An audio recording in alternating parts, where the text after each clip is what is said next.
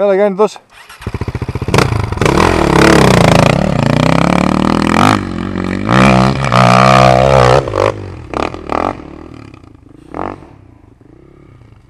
Αντί ανεβαίνει ρε. Γιατί?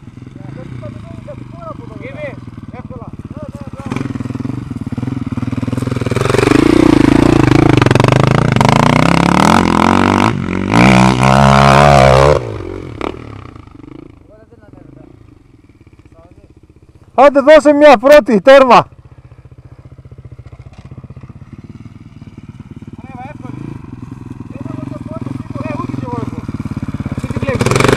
Έλα πάρε Γιάννη.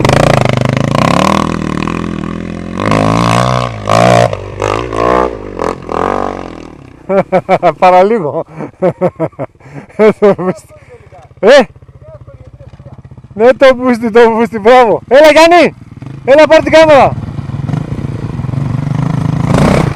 Παιχνίδι είναι. Ναι, το ξέρω. Εδώ. Έλα, κάνε εσύ και μετά Γιάννης, έλα. Έτσι άλλος γράφει. Τραβάς αριστερά ιδέες. Πιο απότομα. Δεν είναι τι είναι, άμα σου βγει, άμα δεν βγεις την πρώτη φορά τελείωσε. Με πρώτη είναι, με τι? Με Δευτέρα. Γιάννη, μην δοκιμάσεις. Αφού δεν φοράς τίποτα, ούτε πόντους τίποτα. Έλα, με Δευτέρα.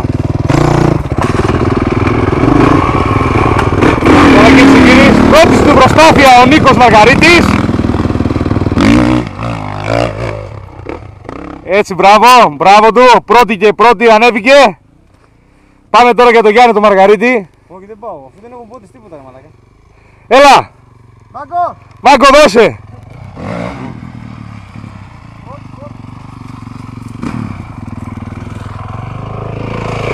Δεύτερη προσπάθεια και πιστεύω ότι θα βγει με ευκολία. Τίποτα δεν είναι, παιδιά. Βάλε εδώ να το βγω κι εγώ. Έβγα κι εσύ,